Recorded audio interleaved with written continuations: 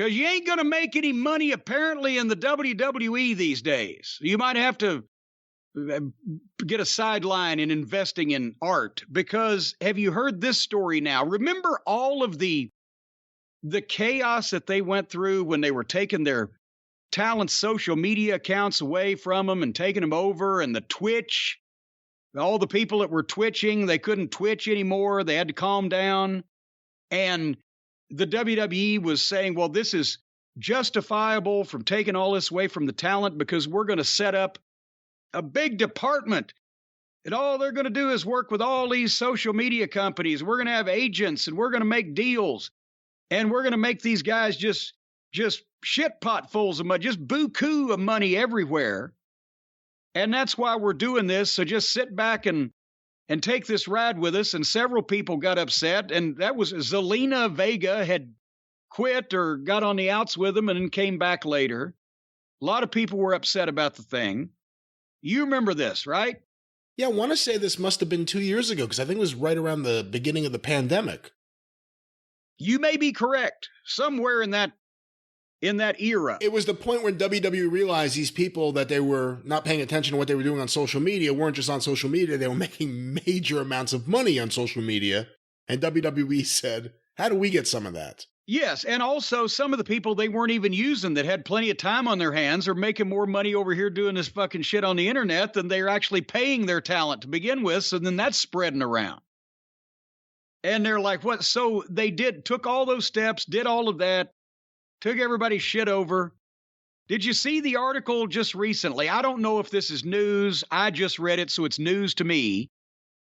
But there was a piece on the interwebs recently.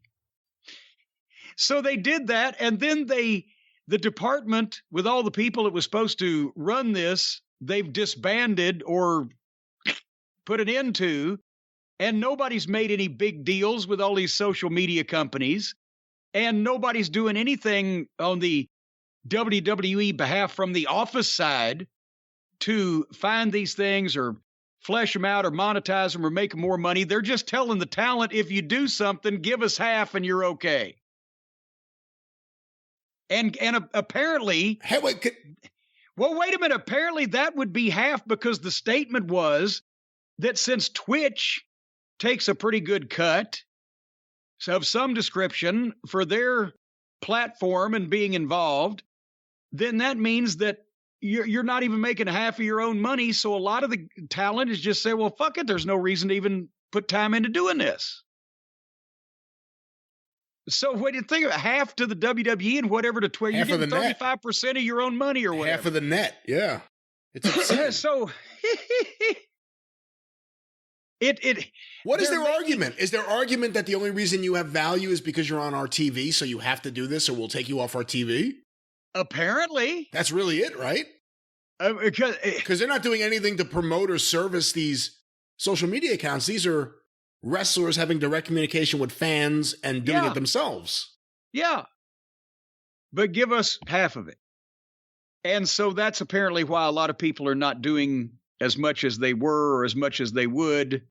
And again, let's make it as inhospitable to talent to want to work here for this company. And then on the other side of the fence, there's McDonald's Playland with the world's largest, fucking water slide, and just all of their friends are there, and everybody can just be happy and do whatever they want. Doesn't matter whether it makes any sense or not. If I was a locker room lawyer, I'd be standing up right now saying, are you taking 50% from Pat McAfee stuff?